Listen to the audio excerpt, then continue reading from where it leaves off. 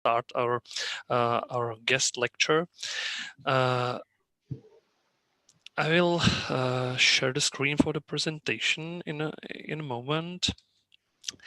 As I mentioned, my name is Martin Ander. I'm now actually head of the team in Nadace Partnerství, Environmental Partnership Foundation, which is this team is working on topics which are dealing with issue of adaptation, climate change adaptation of the cities. We are doing the advisory work for the cities, but I also worked 8 years in a position of the deputy mayor of the city of Brno. Brno is the second largest city in the Czech Republic, and in my presentation I will be speaking especially about the city programs of the city of Brno, which have the aim to strengthen environmental sustainability, because the sustainability of the cities is the crucial topic of this international project. Very briefly, in the beginning, some historical overview for the concept of sustainable city. The concept of the sustainable city was mentioned or discussed in 70s and 80s of the last century, but on the top level of the global debate about the environment and development, it will appear in 1992 year on the United Nations conference on environment and development in Rio de Janeiro. There was some calls for the sustainable development of the cities from all of the partners, all of the states which took part in this conference, together with Agenda 21 as a tool for the participation of the citizens on a sustainable development of the cities. And in the next 2 years, in 94, at the European Conference on Sustainable Cities in Aalborg in Denmark, there was approved the Aalborg Charter, which was prepared by the ICLE and Eurocities and other networks of the cities, especially European cities. And in the last years, the sustainable cities as a task for the cities is mentioned also in United Nations Sustainable Development Goals, for example. Maybe you know it. There are many definitions of the sustainable city. It's not a precise definition of that, but the commonly understand way of the definition of the sustainable development is a development that meets the needs of the present generation, but without compromising the ability of the future generations to meet their needs. That's the sustainability. The concept of sustainability sits on the three main pillars. The first is the pillar of the people or social pillar, oriented on the people, environmental pillar oriented on the planet or environment, and the economic pillar oriented on the profit. Yeah, that's. I will be in the presentation more focused on the environmental measures, environmental programs, but that's important to say that all these environmental programs have to be seen also from point of view of the social impacts and the maybe economical impacts or business impacts. That's the crucial point of using of the sustainability concept, not only in the cities, but in the cities especially. If we look at crucial sectors which we have to cover if we want to solve the environmental sustainability of the city, we will have to deal with these four key sectors or topics. The first is climate change resilience of the city. It means all these projects about the green and blue infrastructure, to development of the green spaces and greenery, or good maintenance on the greenery in the cities, and also the water management in the city.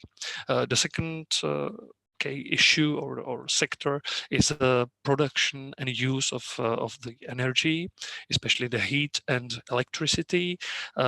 The trends now are going to localization. It means the produce the energy locally and use the renewable sources, and so-called democratization of the energy production. It means that the production of the energy goes from hands of the big companies to the people, to the citizens, which can produce their own energy in their houses through the PV panels and our technologies. The third sector is sustainable mobility, especially in the Czech Republic, and I will be mentioning it later. That's the real task for governments, city governments, because the mobility is rising, and we have to solve the problem of the emissions from the, especially from the cars. But that's also about the constitution of the city as a city of short distances, to see the mobility as a service, to support the sharing cars, bicycles, and other things, and to switch from the fossil fuels to electromobility. And the fourth sector is a circular economy in cities. It means especially the material use, the reuse of materials, recycling, and these things. I would like to mention that also urbanism creates play the key role in the trying to be sustainable in the cities, because the urbanism creates the preconditions for effective urban solutions. One short example: if we will be develop the city to large, if we use the concept of the division of the city as a part for the work, for the living, and for the entertainment, it creates a lot of traffic, and this is not sustainable in the cities. Therefore, now it goes to the concept of so-called polycentric cities which offers the services for the citizens in place or nearby they live, and make or create the city of so-called the city of short distances. The question is how to measure the sustainability. That's a realistic question. There are a lot of approaches to measure the sustainability in the cities. You can easily find it on the internet. I took as an example one of them. This is a Sustainable Cities Index, which ranks 100 global cities on these three pillars of sustainability, and it looks like a benchmarking based on hard data, but it isn't. Yeah, that's important to know. Or that's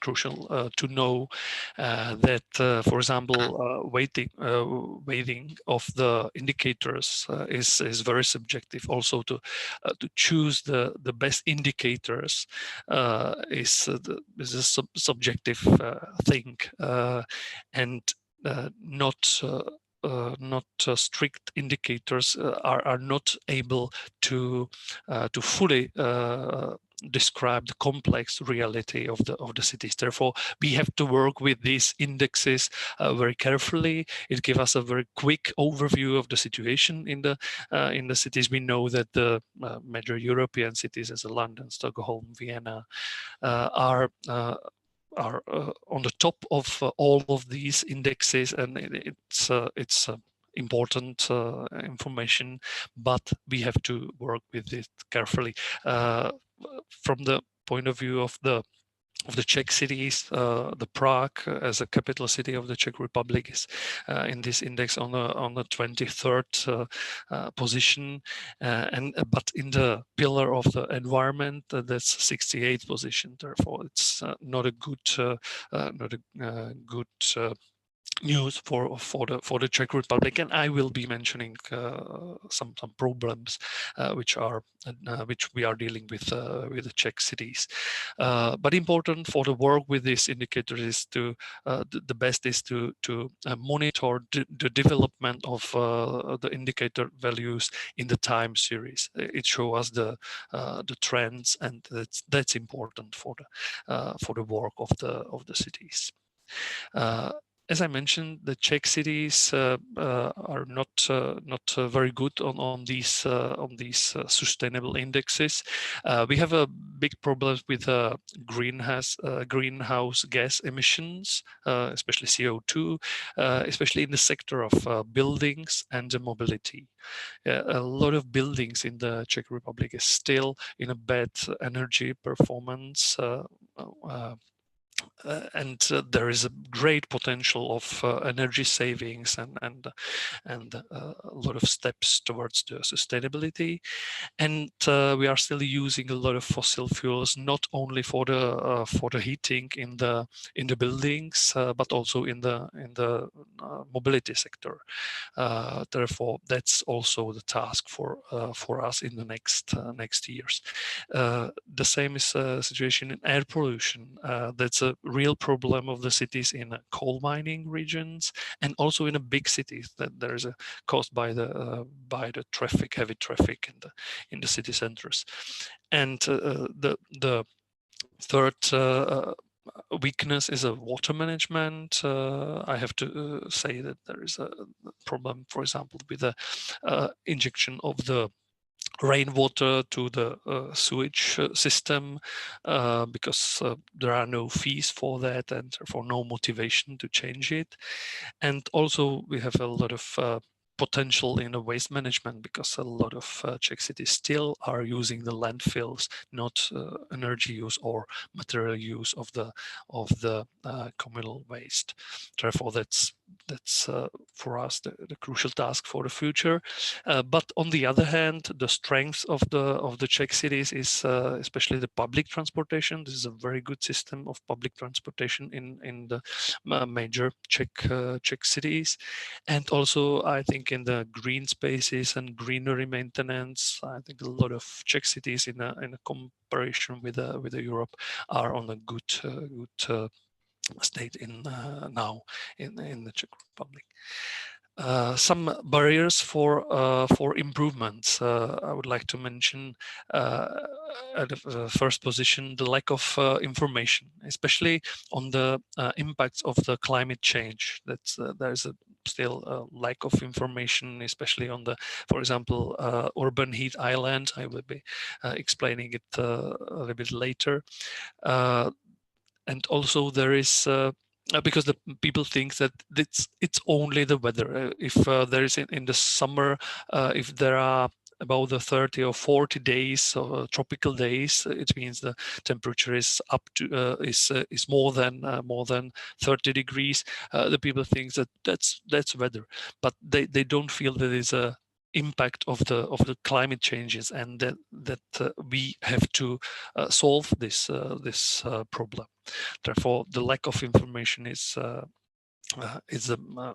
big barrier, and also the contradictory information which goes to the public. One example about, for example, green roofs, possibility of green roofs to solve the problem of the adaptation on climate change's impacts. Sometimes some people say, yeah, that's not important to do the green roofs. It's better to use the white color on the roofs, and it's okay. But it's okay only from the point of reflection of the radiation. But the green roofs have also also the impacts on the microclimate around the houses, on the retention of the rainwater. That's very important. But the people are confused by different opinions of the scientists sometimes. The second thing is a fragmentation of the competencies. From the point of view, for example, the caring about or management of the trees, or caring about the trees and planting of the trees, the competencies in that are divided to 5 ministries in the Czech Republic, and that's the real complication. And all these ministries want to prepare their own legislation, and they are not open to discuss the things with other ministries, and that's the real problem, which causes the complication, for example, for planting of the trees in the cities, because the trees in the cities, in the city streets, are in a conflict with underground technical networks. But the legislation of the technical networks, which are underground, the sewage and the energy networks and these things, are in the competence of Ministry of Economical Affairs, and not the Ministry of the of Environment. Therefore, there's a real problem to persuade the Ministry of the Economical Affairs that they have to solve the problem of the space for the trees in the streets. Yeah. Therefore, there's a real obstacle, real barrier for the adaptation of the Czech cities. And the problem also is a lack of affordable motivation tools. There are a lot of administrative barriers and no motivations. I mentioned that there are no fees for injection of the rainwater to the sewage system. It means no fees for the residential buildings and no fees for the communication, for the roads. Therefore, owners of the buildings, for example, are not motivated to use the rainwater in the building because they pay no fees for the injection of the rainwater to the sewage. Therefore, that's a real obstacle. That was for a short introduction of the topic, and now briefly about the challenges or projects in the city of Brno for making the city more sustainable. The city of Brno is, as I mentioned, is the second largest city in the Czech Republic. It is in the 100 kilometer far north from Vienna, nearby the Bratislava, Budapest, Prague. Therefore, the position is real in the center of the Europe. The city of Brno has 400,000 inhabitants, and this is the capital of South Moravia region. It's a city with a long industrial history, especially in the textile and machinery. And nowadays, it's a city of universities. There are 6 universities in the city of Brno, city of science and innovation. There are a lot of innovative companies. On one hand, IT companies, IBM, Red Hat, Honeywell, but on the other hand, a lot of startups, Ysoft, Kivicom. It starts from Brno. The natural conditions for the development of the city is that, as you see on the picture on the screen, from the north and the west, the city goes to the hills and to the forest, and on the east and south it goes to the agriculture land. Therefore, it gives us a very unique position and a lot of possibilities for the good living conditions in the city. I will briefly talk about the 5 projects or 5 topics for the 5 challenges for the sustainable development of the city, about affordable housing, urban heat island resilience, about energy transition, sustainable mobility development, and briefly about the circular economy challenges. affordable housing. The city prepares the own strategy, city development plan, which was approved in 2018. This is a strategy for 2050, and after from this overall strategy derives also the housing strategy, which was approved also in 2018, and afterwards will be, or actually is preparing the new master plan or land use plan for the city, which will be finished in 2022. The one of the key task or goal for the housing strategy is to use for the development of the city, for the residential activities, to use the conversion of the former industrial brownfield industrial places, because historically the smaller city in the 18th or 19th century was surrounded by the places of the new industrial development of the new places for the new companies, new factories, especially textile machinery factories. But now in the change of the structure of the industry in the city, because there was a big change after the so-called Velvet Revolution in the 90s of the last century. A lot of these big factories was gone, and the industry in the Brno, the city of Brno, changes more to the soft industry, to the IT sector.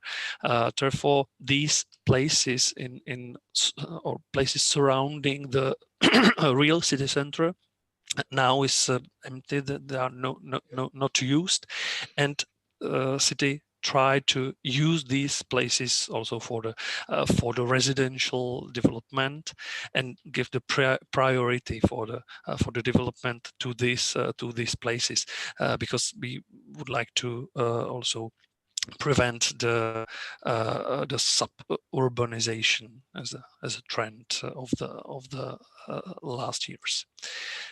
One of the good examples is the using of the industrial brownfield nearby the city center, which is owned by the city, because it was owned by the city company which is producing the heat. Therefore, the conversion of this industrial brownfield is one of the very good projects. The place is called Špitálka, but at the same time we have a lot of similar places also nearby the city center, nearby the railway station, or as this brownfield is a private brownfield of the former textile industry nearby the Mendel Square, is old city center. This project will start in the construction of this project will start in the next year.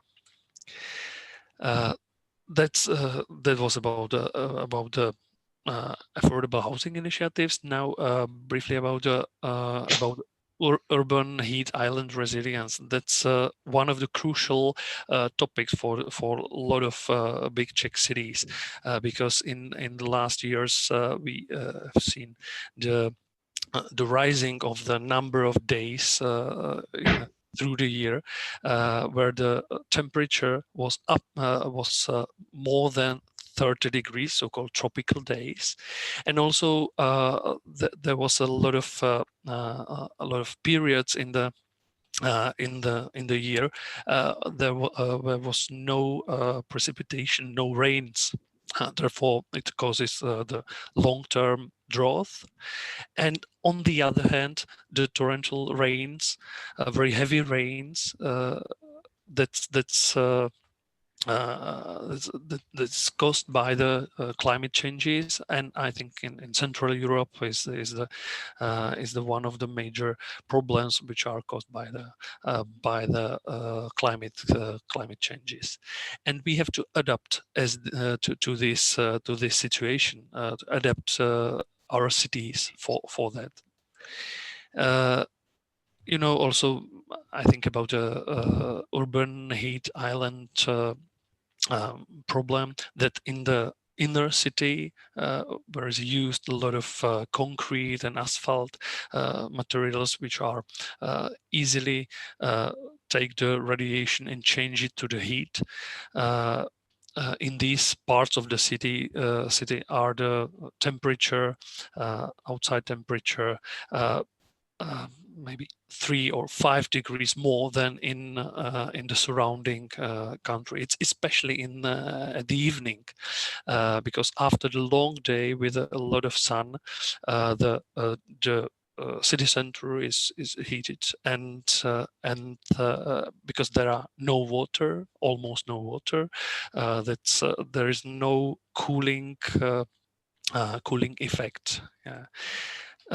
And you can see these heat maps. I think this is the same in a lot of cities in the Europe. This is a part of the Brno exhibition center. You can see a lot of concrete, a lot of asphalt, and no water, no greenery, and that's the result in a sunny days. There is a lot of heat, and it's the city is not livable in that way. You can see it also in the streets. On the left side, you can see the tramway tracks with a concrete pavement between, and on the left side is are the same tracks on the same street, but with a grass carpet, and the distance of the, or difference between the temperatures of the surfaces is around 13 or 15 degrees. Therefore, it's important to go that way and change our cities to this more livable way. The key for the solution is water. Water management in the city, because the water is the key element for the cooling effect. Water and the greenery. You can see it on the left and the right side. On the left side is a city where more than half of the rainwater which goes down to the city goes quickly out of the city to the sewage system, to the rivers, and there is no infiltration of the water to the underground, almost no, and less of the evapotranspiration, transpiration of the water to the atmosphere. On the other side, in the countryside, the water goes from the place very slowly, and there are a lot of, thanks to the greenery, there are more water goes back to the atmosphere, and makes the climate, microclimate, better for the living.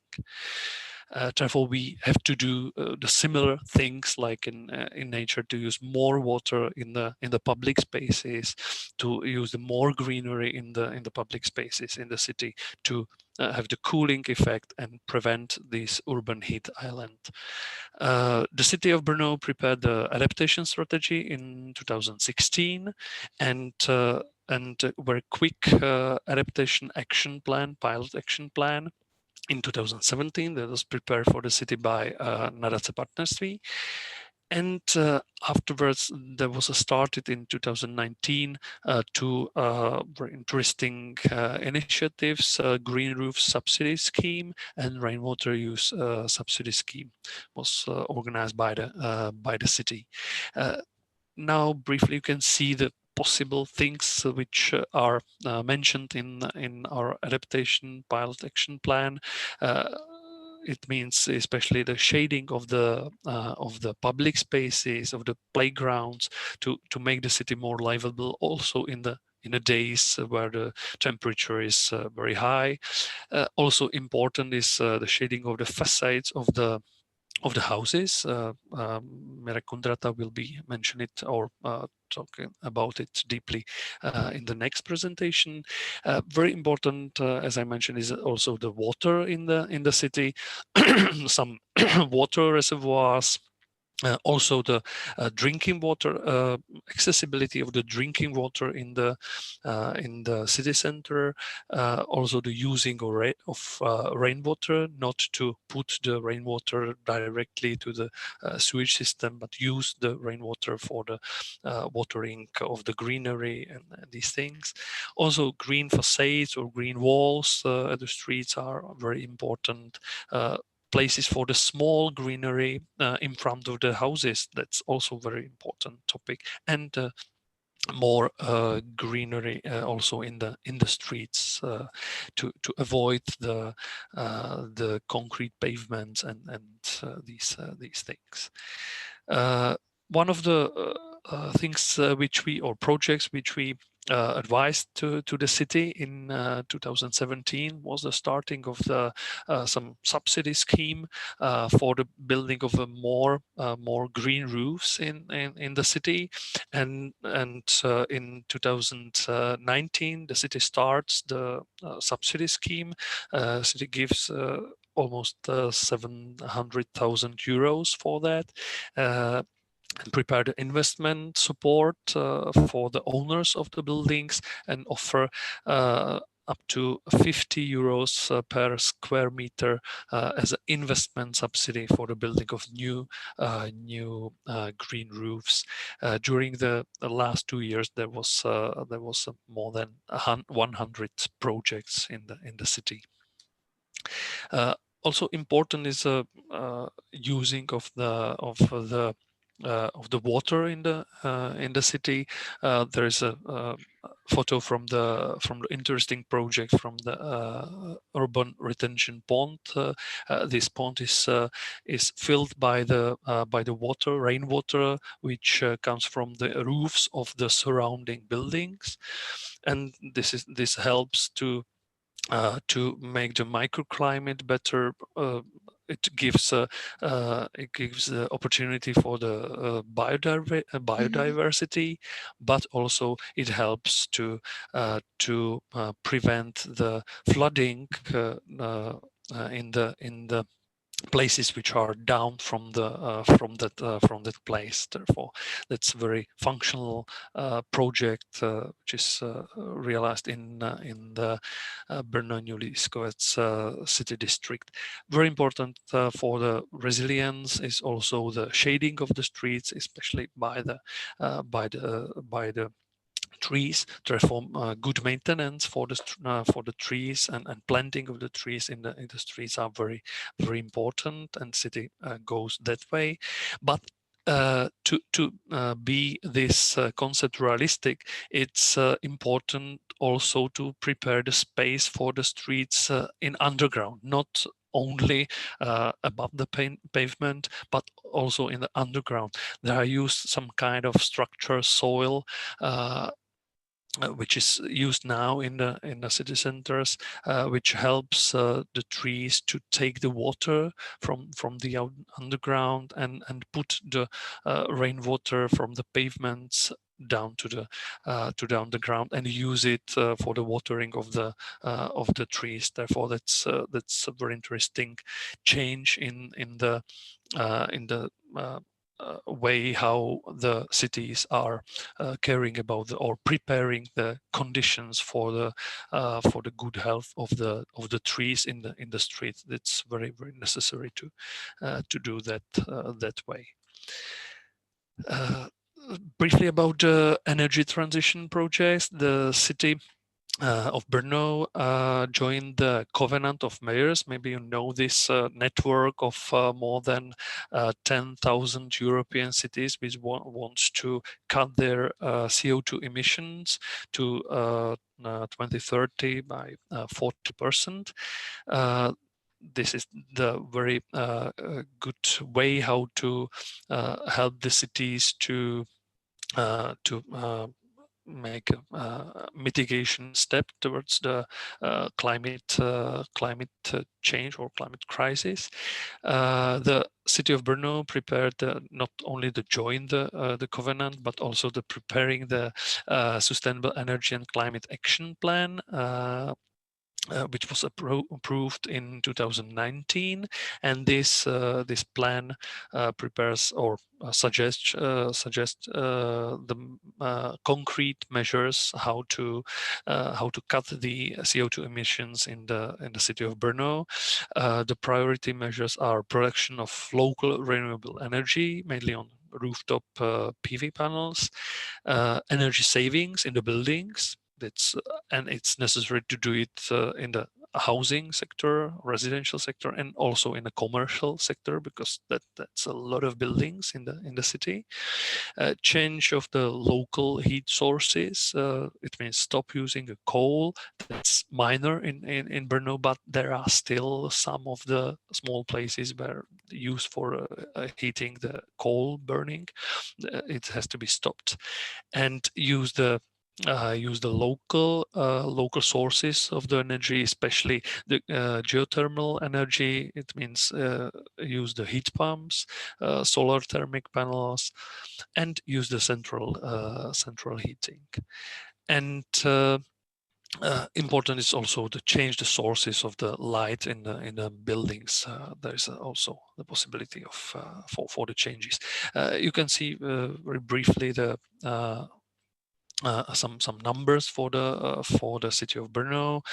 You can see what's the plan. Now we are in 2020, and we still have to cut our emissions or energy consumption, especially in the sectors of the residential buildings, which is this violet color, and also in the buildings, in the commercial buildings or non-residential buildings. This is green one. That there's the biggest potential for the city of Brno, accompanied by the production of the electricity on the roofs of these buildings. That's two major ways how to fulfill this commitment to cut the emissions.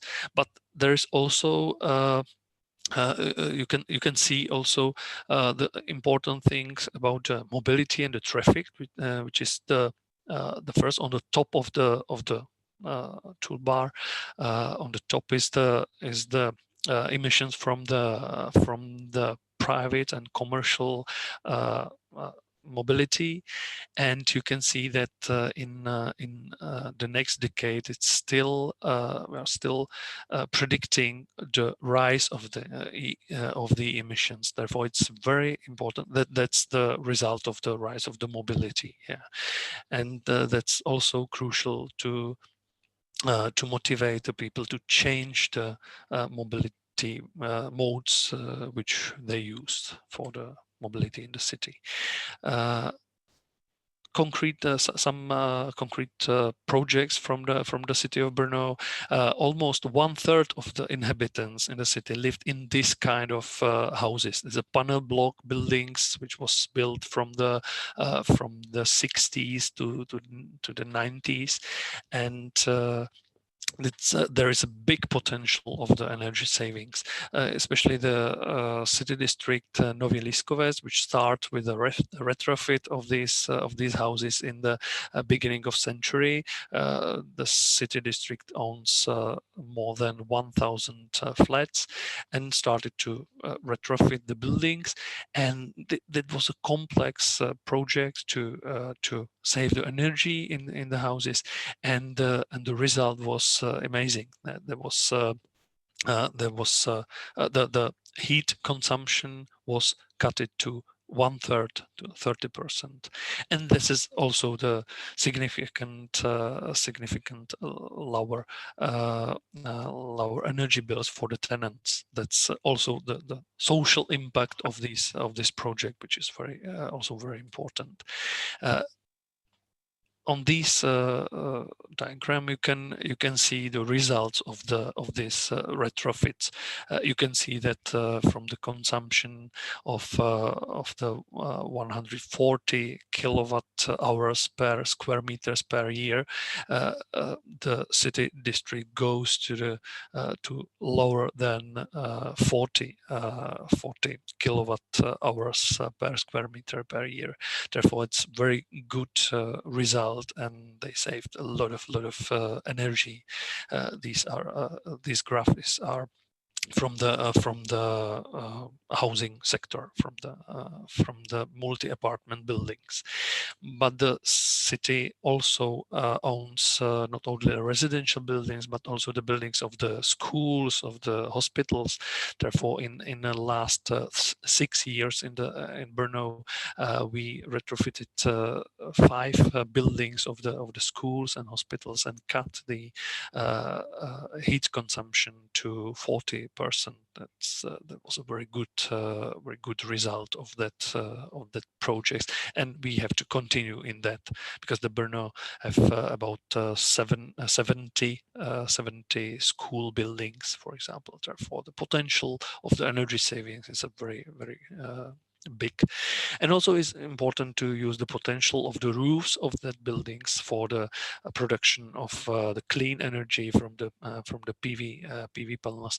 But we are waiting also for some legislation changes, because now it's not possible to share the electricity from that PV panels to the neighborhood, to the people in the neighborhood. That's the real problem, because this electricity have to the user of that electricity will have to pay for the distribution of the electricity, and therefore it's not economically viable now. Therefore, we are waiting for the change of the legislation, as in a lot of European countries. So the situation is almost the same.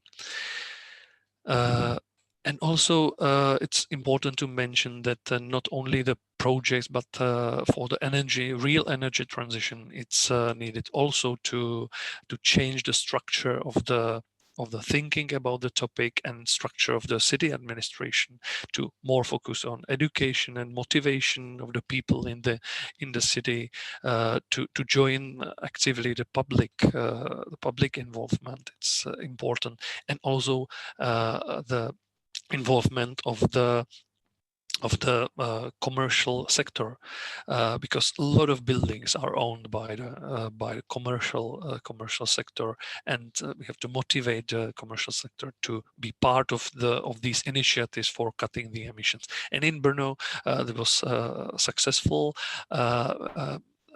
That's 2 years ago. There was an initiative of the city government, asked to commercial partners in the city to join the commitment of the city to cut the emissions. And now I can say that more than 40 partners join this commitment and work for the cutting the CO2 emissions for 2030. Therefore, it's realistic to work with the commercial partners on that topic, on that goals.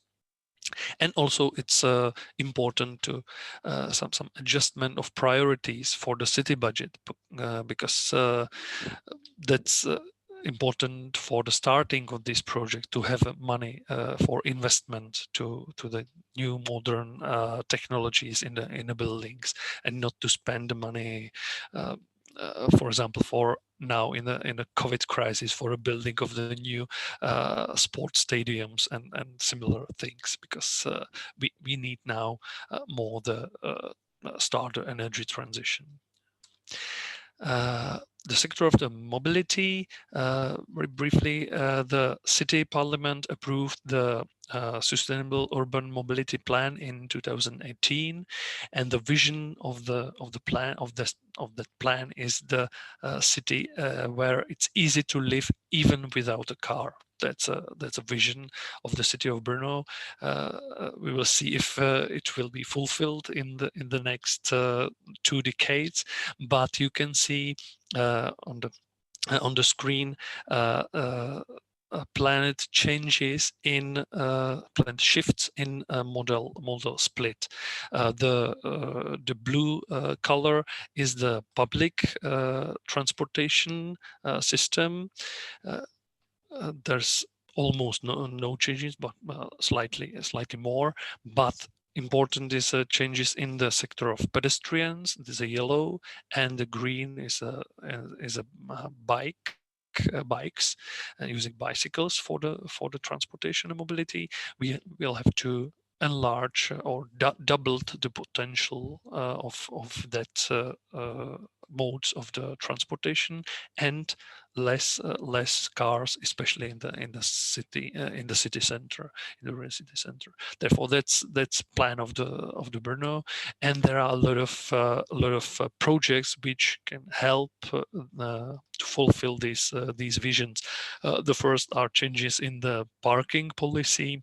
There are now the more restrictions for the cars, for going cars to the city center. There are new payment politics for the parking, and building of new capacities of park and ride parking places in the places which are surrounding the city center. Important are also the initiatives in the public transportation sector. The substantial for the citizens of the city is a discount for the using of regular using of the public transportation.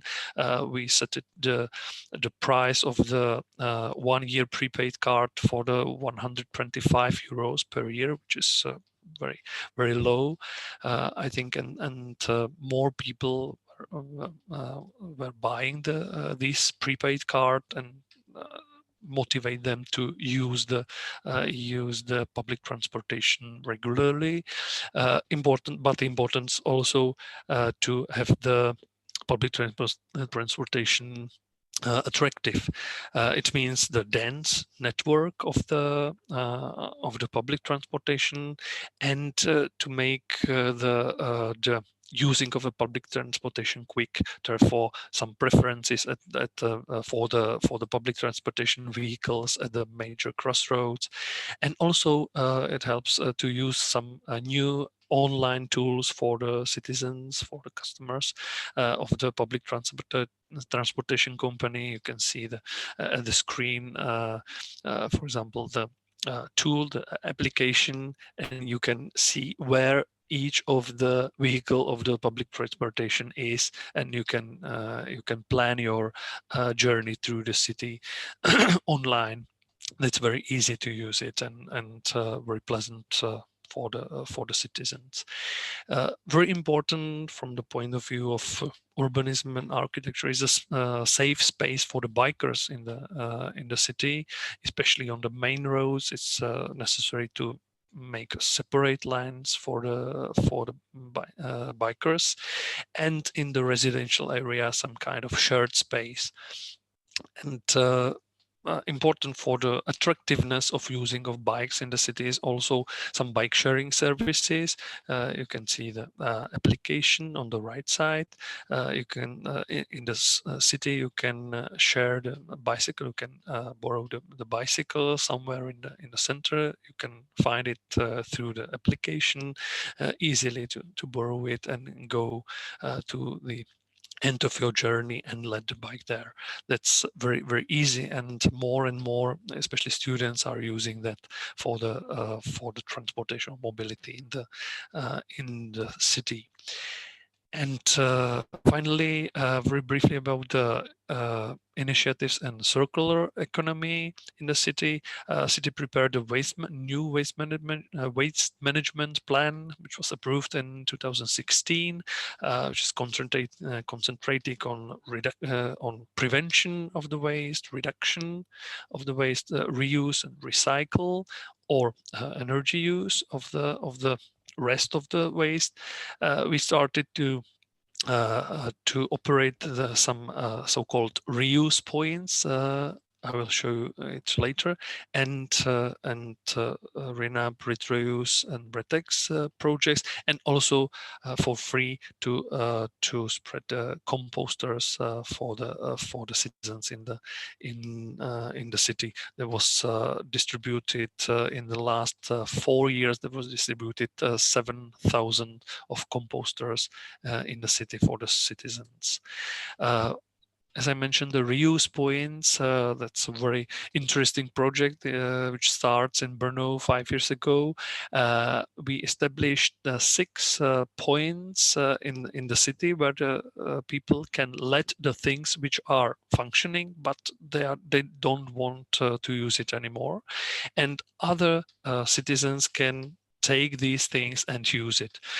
This is very easy mechanism, and we started at the 6 points in the city, and you can see that that way the people in Brno are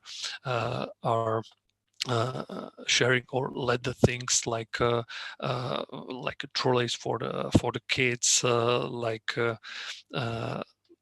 many other things, sports instruments, and the things from the household. And now for the end of my presentation, very briefly, the services which the Nadace Partnerství, Environmental Partnership Foundation, offers to the cities in the Czech Republic, but also to the city of Brno. We are offering some kind of motivational programs for the city officials, for the employees of the city and the city companies.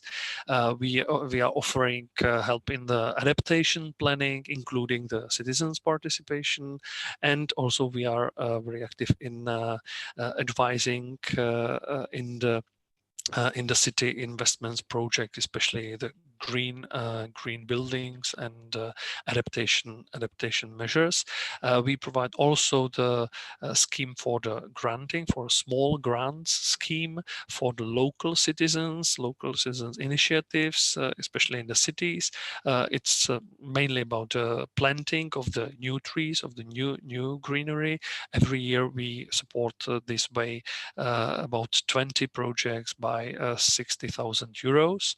It's a green oasis program for the cities in the Czech Republic, and also we are running the contest, which name is Adaptera Awards, which is a nationwide contest of the best realized adaptation measures projects in the Czech Republic. We have 4 categories: the category of the public spaces, category of the open agricultural land, category of the residential houses, and category of the the non-residential houses or working places, especially the factories or administrative buildings.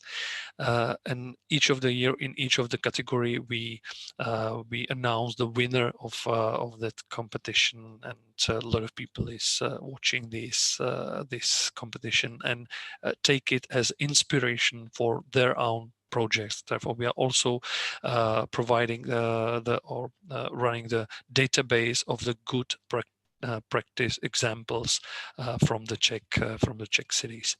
And the last thing which I want to mention is the application which we are preparing, the Tree Check app, the application for the citizens, for the tree lovers.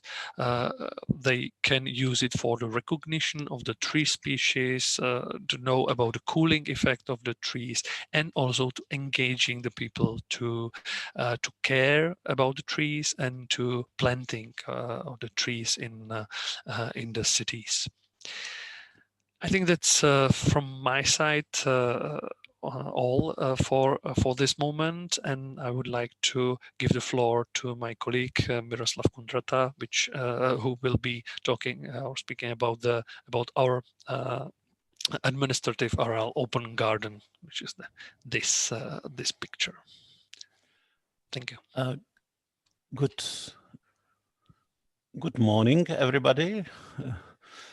Pity that we could not meet in your cities, Vienna or Skopje or in Italy. Maybe next time. I'm going to complement Martin's presentation with the concrete example of our facility, which is in the center of Brno, and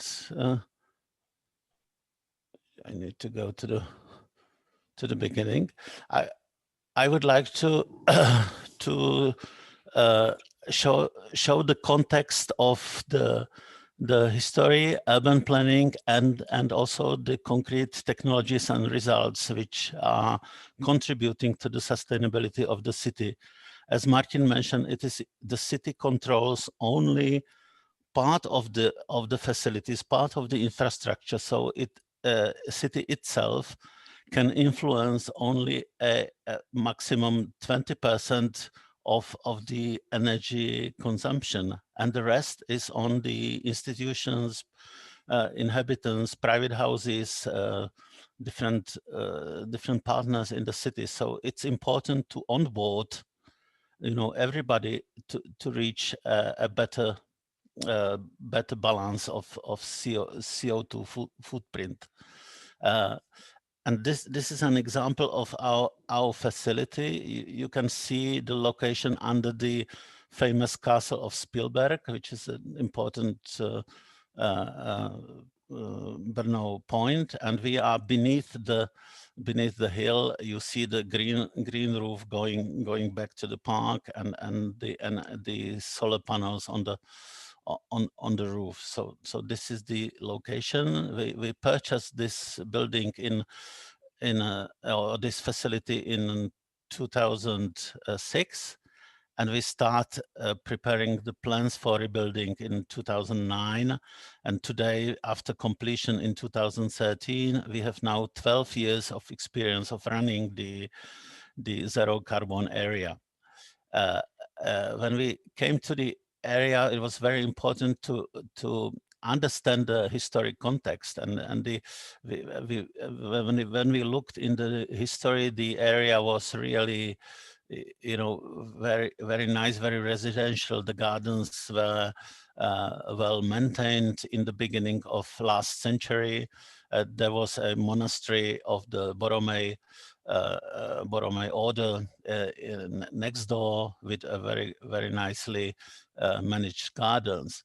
And the end of the war, the area was bombed, and for instance, the monastery was destroyed, and then after the war, the ownership structure was completely destroyed too. So the gardens were, slowly abandoned, and when we came to the area, they were in this state. A lot of slums, waste, and all the historic features were in the bush.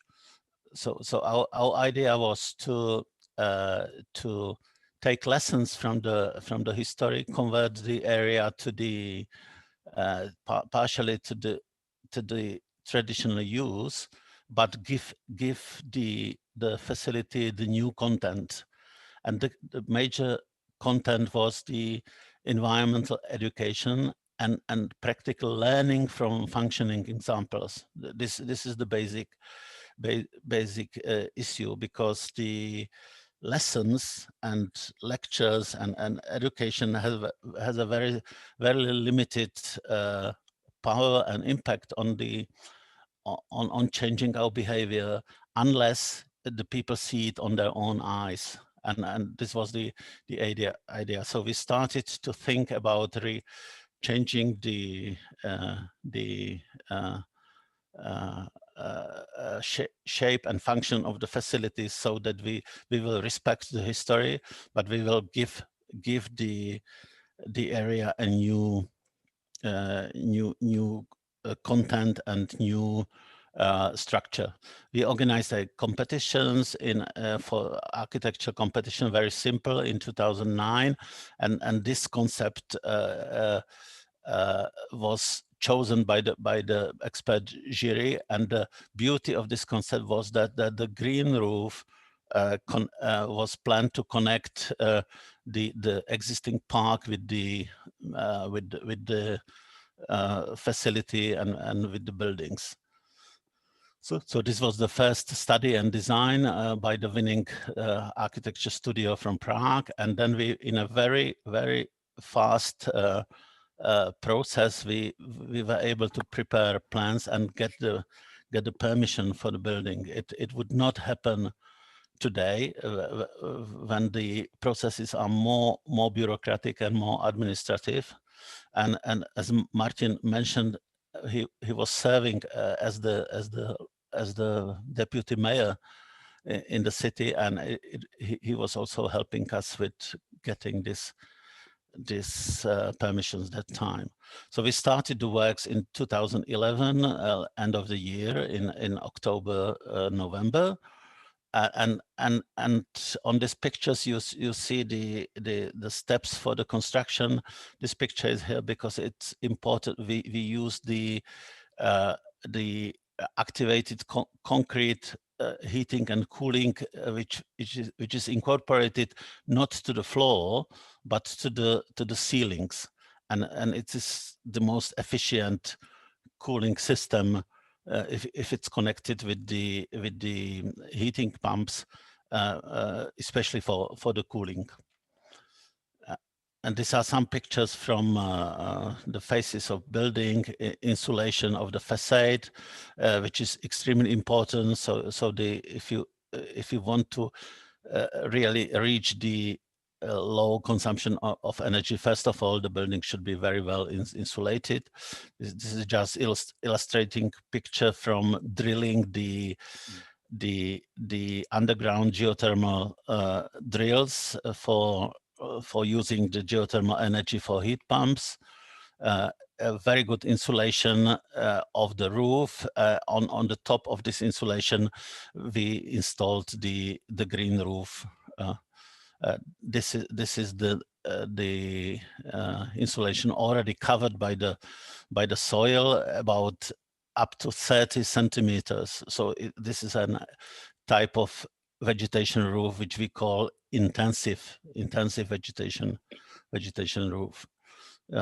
You see the picture from the final phase of the construction, end of 2012. All the area was still in a big disorder, but the final term date for the completing the whole construction was end of the year. So we were very nervous if we will manage to finish it. And these are some pictures. For instance, this is showing the big hole for the tank to collect the rainwater from the whole area, from the roofs, but also from the surfaces. We are the content is about 30 cubic meters, and it is a very important part for the whole concept. From the very beginning, we thought that it is only a more educational and nice to have thing. But as we are now operating the whole facility for more than 8 years, we see how important part of the economy is the water. I will talk about it later. And this is the plus minus today shape of the facility, of the property. We have two buildings. The one with the green roof is a new educational center with the seminar rooms, and there we could use all the best available technologies which are on the market now, and the building in front of it with the yellow and gray facade is the reconstructed original administration building from which was first reconstructed in 90s, but it was energy-wise and water-wise very not very efficient. So we used the opportunity of the big investment, and we did this in the same time, though it was very complicated. But now today we are glad that we have two passive buildings, one reconstructed, which is more reality of the today's cities and towns, because we have more buildings for the reconstruction than the spaces for new constructions, and the one behind with the green roof is a completely new one. So and as we are monitoring all the balance of energies, water, heating, cooling, all the aspects, temperatures. We have now excellent unique data for 8 years, so we can also compare the efficiency of an return on investment on individual technologies, behavior of different rooms, different technologies, different buildings. So it is a big advantage for learning from examples, from good examples, and also from the mistakes for architects, for investors, for public administration. So we run a lot of excursions, visiting individual visits to learn about the efficiency of different technologies. We have about 30,000 visitors per year in our facility, and it's starting from kindergarten kids to to elderly engineers, the whole structure.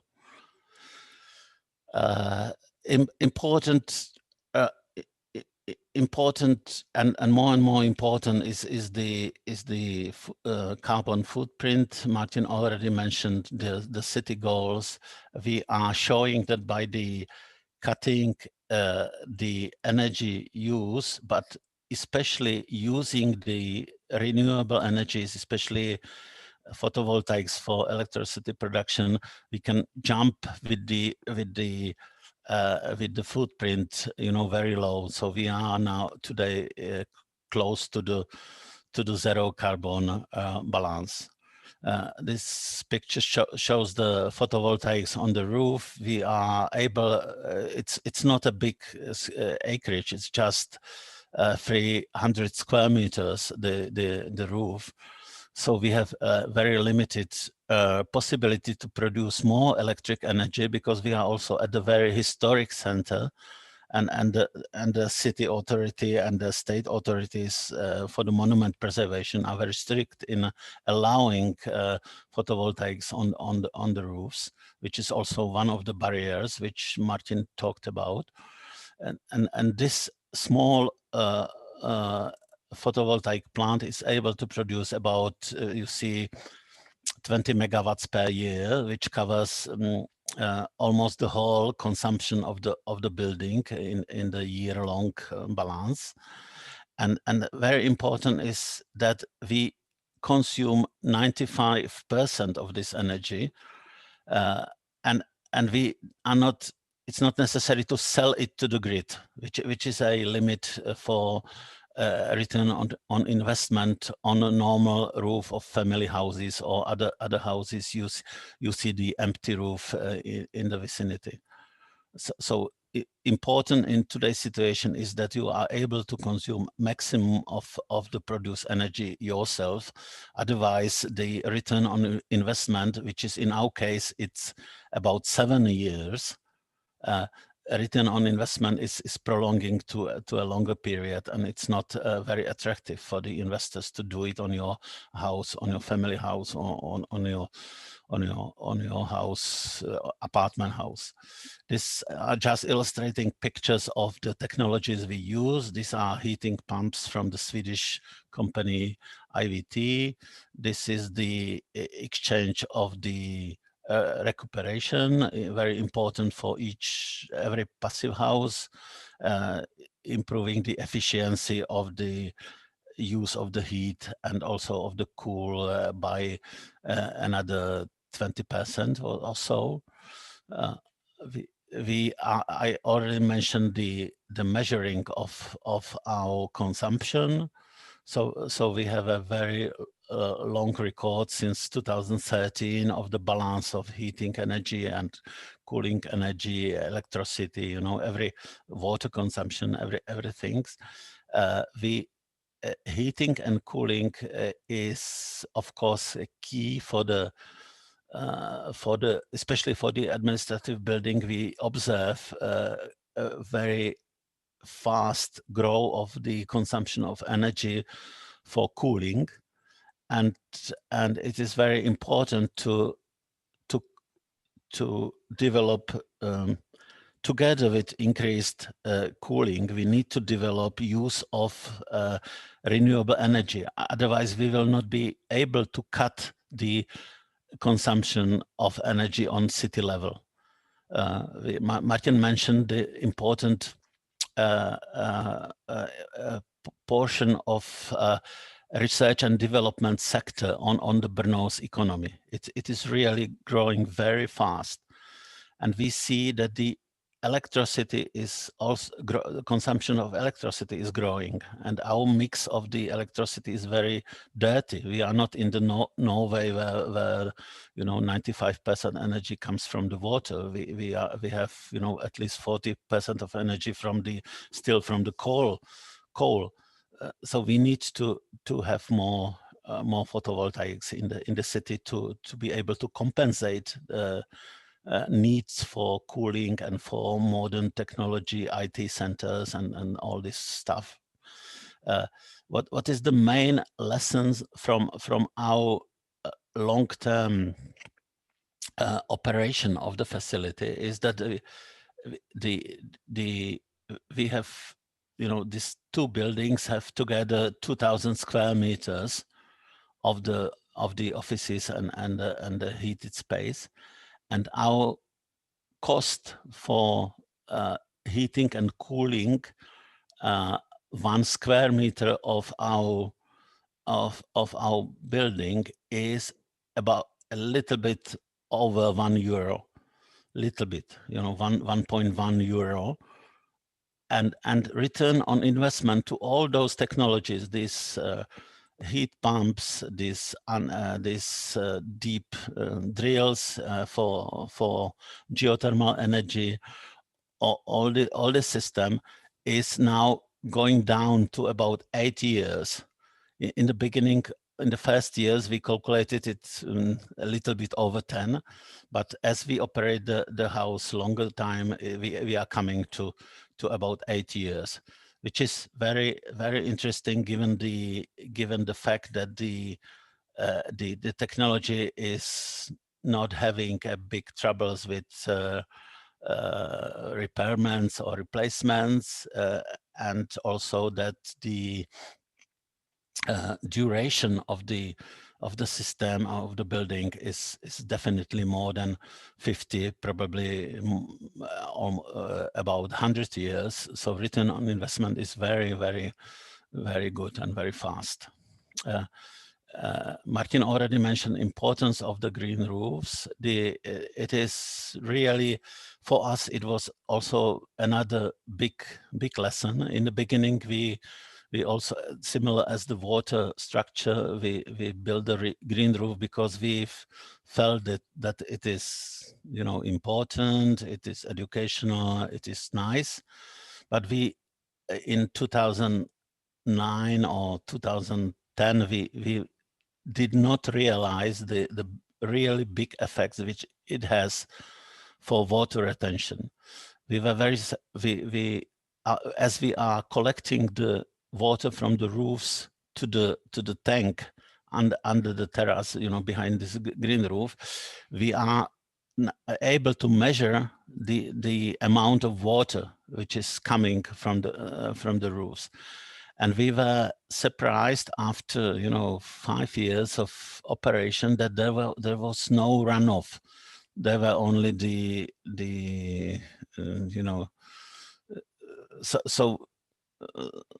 so we started to monitor more in detail, and we installed the monitoring system for runoff from the roofs. And we learned that this intensive green roof practically retains all the water except of very heavy intensive rains, because the thick layer of 30 centimeters is able to accumulate a lot of water, and the grass evaporates, and really a little amount of water runs off. And the implications for the city infrastructure is very big.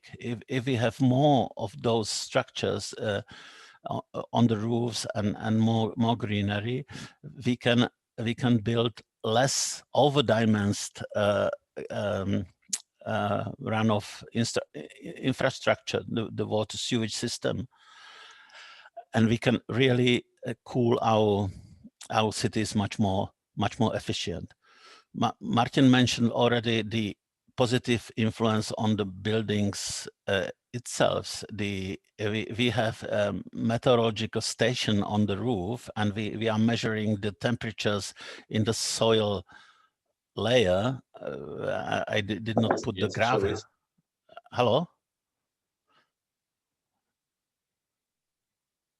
I did not put the graph for the temperatures here, but we observe that for instance in the a very hot day, when we have outside temperature about 35 degrees Celsius, the 10 centimeters beneath the surface of the green roof, the temperature is 10 degrees less than on the surface. So it already implicates less need for artificial cooling of the building, and of course we see. This is the for instance, this is the picture from 2018, which was extremely dry, and we did not water the green roof. And with the intensive use of this 30,000 visitors, you see that the surface is very dry everywhere in the garden. This was extremely rare. But here this is an important picture. Also, Martin showed some infrared pictures, and you see how the different surfaces are very are influencing the temperature and adaptation potential of the ground. You see the green roof at the time has similar effect as other green surfaces, grass in the garden. What is, for instance, interesting that the solar panels, photovoltaic panels on this roof are darker than for instance these classical roofs on the buildings, or this asphalt roof, flat roof on the neighbor house. And it is a very good argument to use photovoltaics in combination with the green roof, because it is cooler, and it by taking the electric energy to the network, and by ventilation under the photovoltaic panels, we see that it can also cool the surface of the buildings. Another argument which is not used. And this couple pictures show how important it is to concentrate not only on the intensive thick roofs, which are green roofs, which are very heavy, and it's difficult to put them, almost impossible to put them on the houses or buildings which need the reconstruction, which is the case of a lot of schools and other public buildings in the city.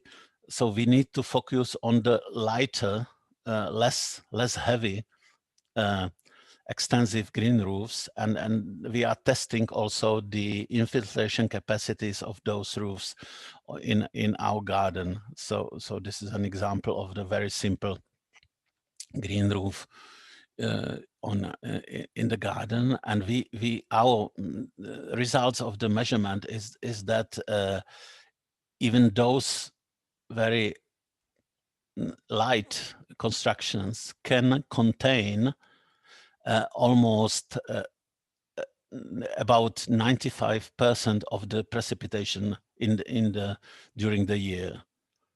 So it also has it's not 100%, but it's more than 50% of the runoff, and it has the same effect on the dimension of the city sewage system on cooling the overheated city during the heat waves.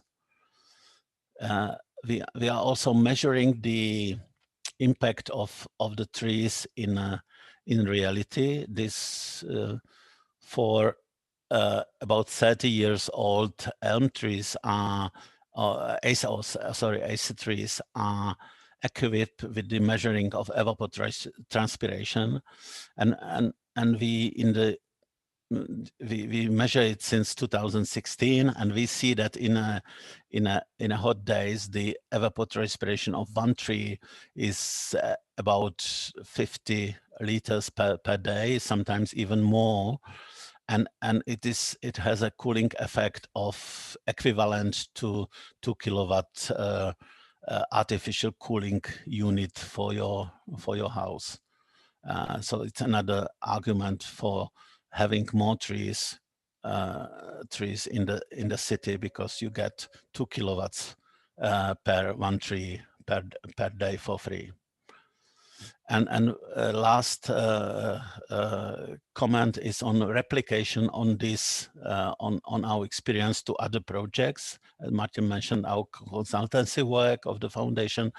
This is an example of the brownfield in south of the Brno center, and we were consulting and inspiring the investor to use most of the technologies which we approved in our open gardens in this facility. This is the part of the area which has been reconstructed and put in operation 2 years ago. And it is the beauty of this project is that it is more than 3 times bigger than our example. So it shows a bigger dimension, and it is the function is more a combination of offices, light industrial and shopping facility, and apartments. So it's again a mixed use. And what was really excellent, that it was connected with the revitalization of the little river channel, side channel of Ponavka, and it was done in the combination. Before this private area was enhanced by the hands, so it was not open for the public. But the deal between the private investor and the city was to open the facility to the public from this neighborhood apartment buildings, and create some public space here. So today it is used very broadly by the public, and the river is now also accessed by the people, cleaned and revitalized. So it is a very successful combination of example of public-private investment and cooperation to revitalize the brownfield. Here are some technical comparisons of the parameters of the two properties, which is probably too detailed to present here. That's it from my side to keep the time. We have already exhausted the time, so a very little time for discussion. Thank you for attention.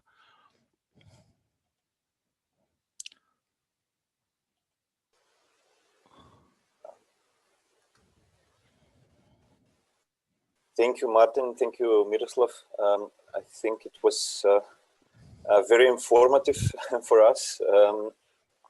Thank you for your contributions, but also to a certain dedication to aspire to the goals of both the city towards sustainability, but also the goals of one institute in particular. And this change of scale, I would say, from this enormous data that Martin showed in relation to the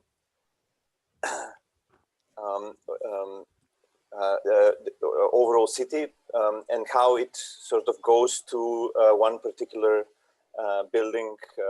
This is, I think, very, very useful.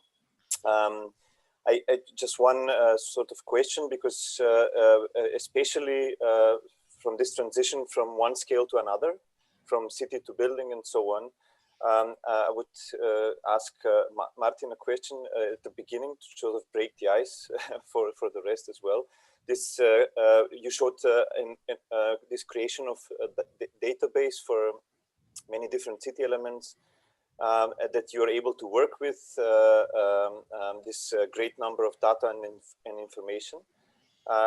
This is very important, especially when discussing this Balkan context, because there is a certain discipline, I would say, and in communication with this very, I would say, sometimes inert administration of our cities that we are dealing with, not only for this project in particular, but for our projects in general. The question would be, how do you start this communication? I mean, how do you start these initiatives? Is it going from the administration of the cities as an initiative, individuals within the administration, or is it more from sort of organizations such as yours that sort of pushes these goals and this sort of aspirations towards sustainability to the administration? Thanks. Yes, I think definitely it's the latter from the reasons you mentioned. That this is the push from the bottom, from the civic organizations in Brno, the pushed by the debate, public debate in the newspapers, on the social nets, on the Facebooks, and these things, and this atmosphere in the city derives to the push to the government of the city to change something, to start to do the things, and it's together with for example the election results. Therefore, it's important that at the time, and it starts in 2006, and still is the changing, but the last wave of the changes in the city was in election 2014, where the more pro climate solution things oriented government was in the city, and it changes the atmosphere, and the people in the city government starts under this pressure of the civic space, starts these programs. And also some kind of monitoring of the indicators, for example, because this strategy Brno 2050 has their own set of indicators which are now monitored, and the city each of the 2 years evaluating the trends and evaluating the shifts towards the goals of the strategy. If I may add, of course the change of the public climate and much bigger awareness of the climate change after this last 4 years of extreme droughts and extreme weather catastrophe events made an awareness much bigger. We were in all the statistics, we are far behind the medium of the European public opinion, but in the last years we are going up. So it has a reflection in the political scene, both on local level and both on national level.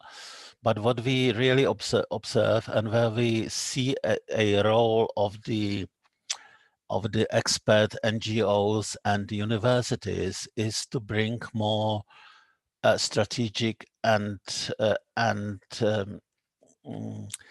systemic approach to the means. We see now a trend that there is growing number of adaptation strategies. You know, for the cities, we have a national adaptation strategy, but the problem is the implementation. We do not have a clear roadmap how to fulfill all those commitments we did, and as Martin mentioned, two barriers: the sectoral approach, which is observable also on the local level, not only on the ministry level. Department of the city for water management does not talk to the department for the forest management or whatever, and the second one is the lack of you know, the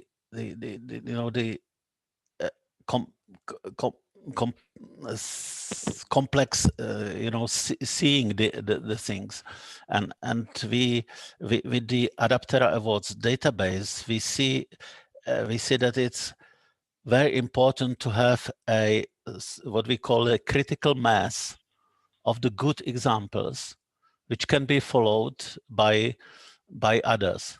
And also it is very important to create a critical mass of the innovators in the society. So you have an enlightened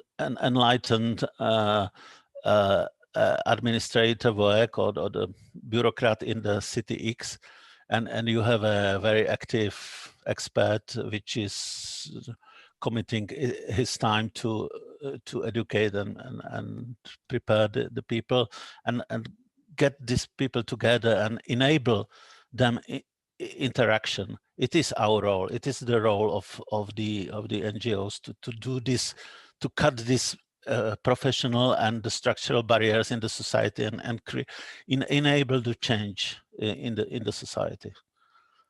And it's not easy role. Often you do it intuitively.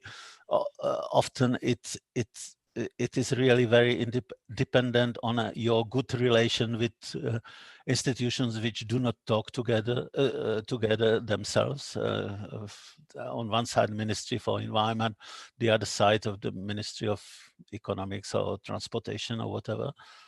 And you should play this role, you know, around. And it is, we all believe that with the changing generation, that youth students listening to this lecture will come to the decision-making positions. So it will be your responsibility, and you will change this approach. But there is a lot of conservative inertia, both on professional levels and political levels to do the changes.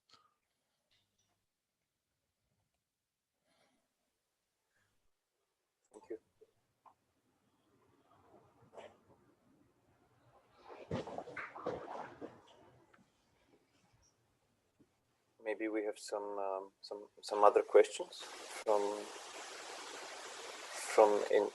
Marina wants to ask a question. Great. Thank you for your presentation. I think your contribution is very important for the development of the enabled research. But my question is, in your solution and in your presentation, we have seen only technological solutions. And I think this kind of projects have a sort of impact on the quality of urban public spaces and for buildings, for the image of the city. And I think it's important in this research to try to define a sort of interaction between your important knowledge with other discipline, in this sort of multidisciplinary idea in which for the city today we must work to improve the relation with the climate change solutions, but at the same time to define a sort of interaction with the history of the city and the morphology of the city, and this sort of relation between the technological part, the administration, institutions, and the work of the school of the architecture, or in general, the rule of the architecture in the city. I think I don't have a question, but I want to introduce this kind of reflection through the partner of this research. Definitely, if I can shortly comment it, yeah, that's absolutely true. The quality of the public spaces is the big value, and we have to, if we are trying to find the best solutions for the adaptation of the cities to make the bigger resilience for the climate change impacts, we have to work for the more livability of the cities, to have the public spaces livable also in the days where the temperature is very high. Yeah, and that's about the quality of public spaces. And on the other hand, also the quality of the inner spaces in the buildings. Yeah, also these technologies are going to deeply to the topic of the quality of air inside the buildings and these things. Therefore, we have to connect all these topics and find the best solutions. Yeah, definitely. If I may share my frustration from the times, we see that already for at least 10 years we have knowledge and technologies, and also not only for the buildings but also for urban planning and for everything, but the things are not changing. And my frustration is that with the public money we are investing to bad solutions which are 30 years behind the today state of the art. And so we are, the focus of our foundation is now, especially in the advisory work to the public administration and to the investors, is really to use the today's knowledge for the planning and influence the investor in the very beginning of his process to prepare the whatever kind of investment, if it's urban planning, or if it's planning for concrete public space, or if it's the reconstruction of the hospital. Because if the investor does not have a demand for, you know, better energy balance, better minimizing the influence on the city overheating, or it is a very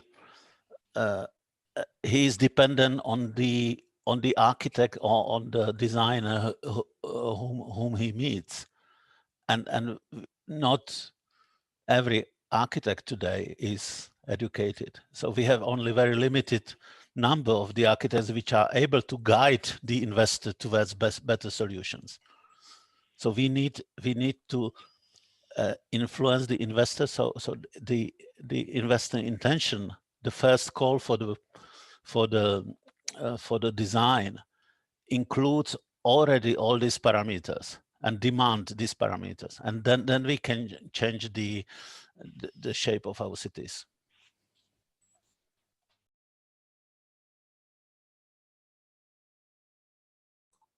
I have another thing. In order to improve other work in this direction, I would like to ask you if you can support our team research in order to define a sort of a parametric system for the city of Prilep. Especially, we are working on the water on the relation between the planning of the city and the water in three different situations: the nature, the urban space, and the agriculture fields. And I don't know if we can define a sort of interaction between your research, your methodology to define this sort of background in order to have a sort of interaction between our project and your contribution in the research for the city of Aprile.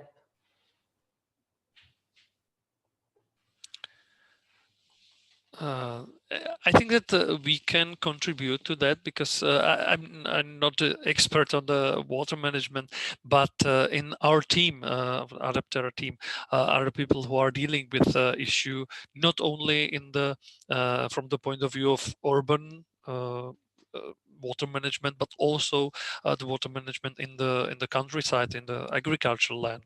Therefore, we can discuss about it more deeply later with our experts on this topic, because that's one of the things which we as a Environmental Partnership Foundation are dealing with, the water management and to support the better use of the water, not only in the urban or urbanized landscape, but also in the free agricultural landscape. I think it would help if you can send the simple terms of reference of your research, so we can see more concrete what are your targets and what is the scale.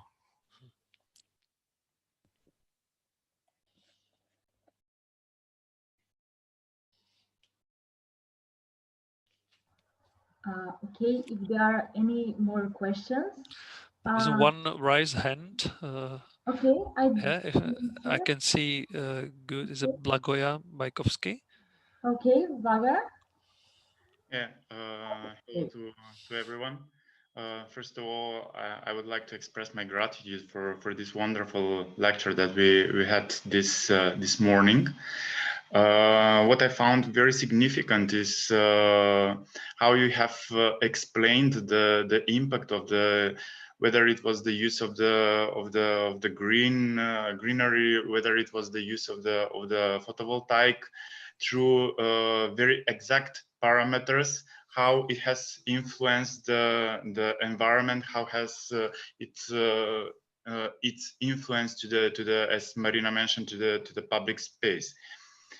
Because sometimes the architects, we use the let's say the green elements, we use the greenery from just from another point of view, more like let's say of creating an atmosphere, but we are not conscious so much about what kind of impact it has to the environment. And as Marina mentioned previously, we saw a plenty of examples where the technology has been used in order to obtain all that goals that you have. My question would be, I don't know whether I'm directing the question to the right persons, but my question would be whether, since you're coming from the Czech Republic, I'm interested into the also traditional ways of the traditional architecture and urbanism that can be also used as approaches towards the sustainability, where not the technology is the main, let's say, element that is guiding the sustainability. I don't know whether I was clear in the formulation of the question. Yeah, I understand it. That there is a big movement also in our architecture and in the consumers of people who simply do not want technology in their houses, and they try to use maximum of the passive features of the constructions of the design to get the pleasant atmosphere in their houses or offices, and also the minimum consumption of energy, and it works. There are, I think, good examples, and it's a very relevant remark, because we see a lot of problems with your back, for instance, in the offices which are ventilated by the cooling technologies, and some people simply hate and they are allergic to sit in the office where you get the cold air on your back. So I think this is very relevant, and this is the next step, how to that's why I also underline this passive cooling offices from the ceilings, the system of this so-called activated concrete, because then you do not have any circulation, and you just cool the mass of the concrete in your ceiling of your room, and the cold air, simply goes down slowly, and you keep the very pleasant temperature in the building without the high tech. So there are different approaches, but definitely there are people who are going for the wooden constructions, for using of the straw, for the natural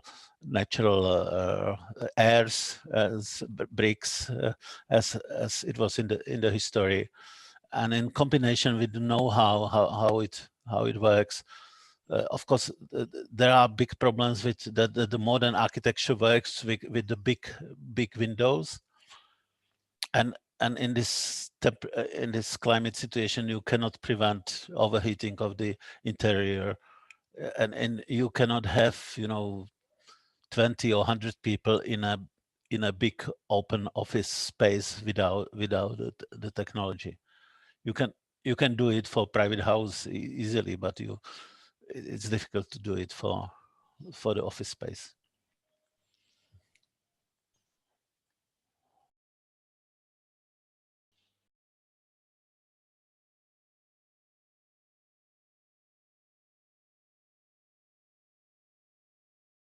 Maybe there is one more remark on also from our experience from the rural areas.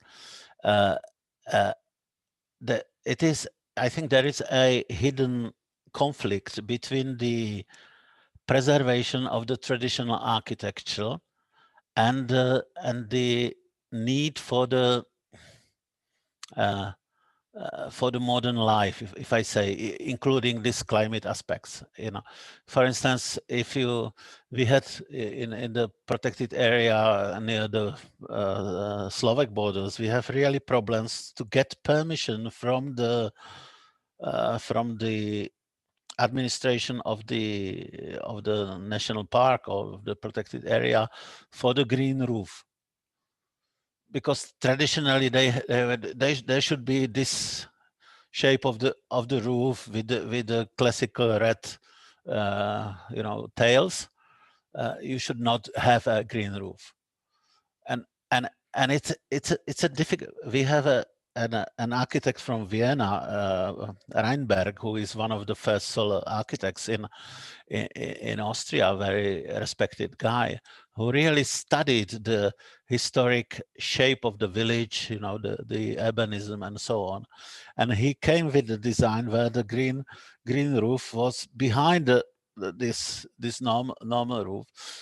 But if you do not have educated bureaucrats on respected levels of permission structure, it's very difficult for any architect to come with the things. And the argumentation that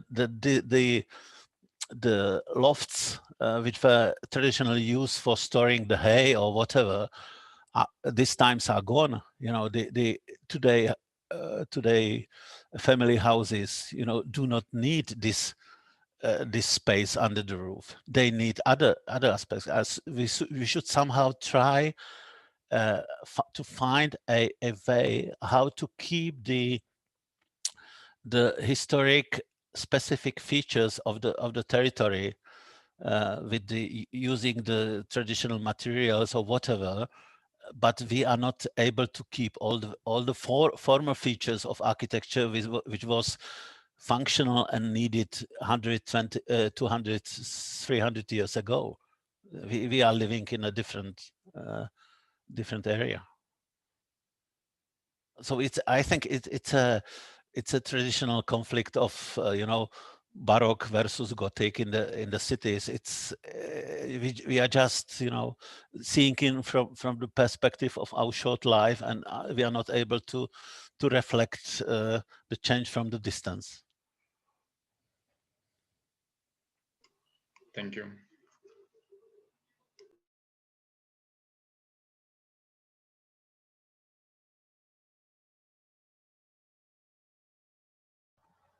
Are there any more questions? If Plava, you also have your hand raised again. Okay, that's from before. Okay.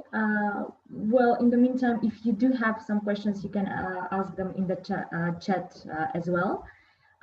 At the moment, I send you there our survey that was part of the project. And I see that almost half of the group already logged off. I assume you're trying to take advantage of the day outside, or you have other classes.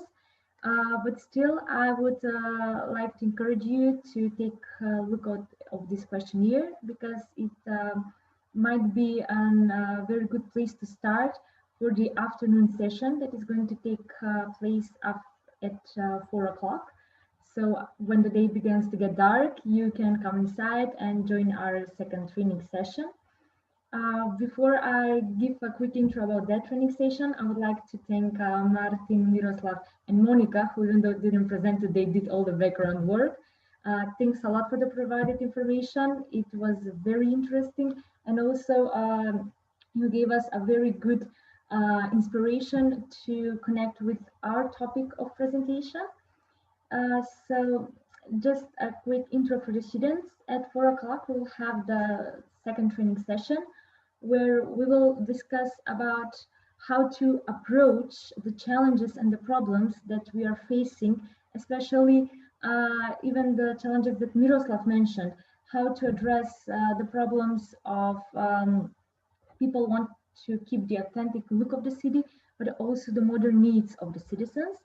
We are going to talk about different ways how to approach these problems, and take a look of two case studies. The one is the case study of the Sydney Opera House, and the second case study that we are going to be looking at is the city of Ohrid, a beautiful city in our country, North Macedonia. And as a little assignment before we finish this session and start the next one at 4 o'clock, will be to think about problems that are connected with the assignments that you are doing at the moment. Inspired from the lecture from Martin and Miroslav, maybe you'll think about how to involve more environmental or green solutions to the projects that you are working on.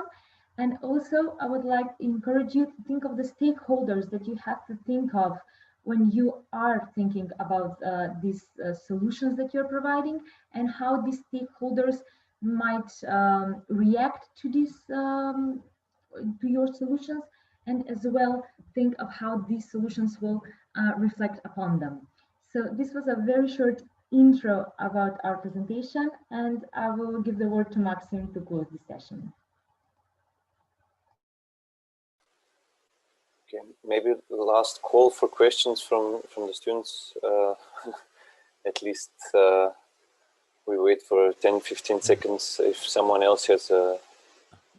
Sorry, maybe just last remark. Monica can share English version of our booklet guide to smart technologies, which is in English, and it shows the basic data and the results of the operation of our open garden facility.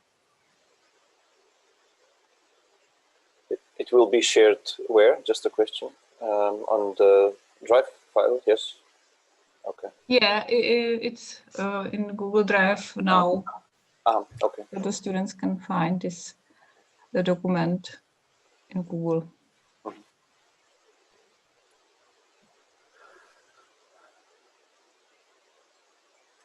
Okay.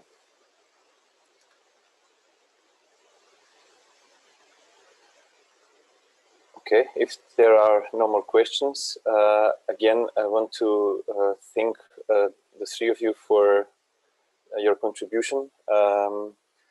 And as Marina mentioned, I think it would be of enormous help to sort of communicate on a more direct level regarding very specific features of the city of Prilep in the sort of the coming weeks, maybe the coming months, to really use some of your methodologies in tackling very different topics of the schools towards the city of Prilep.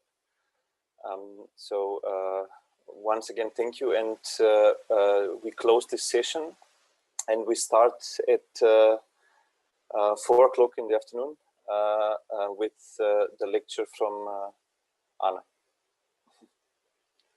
Thank you to all. Yeah. Bye. Ciao. See you.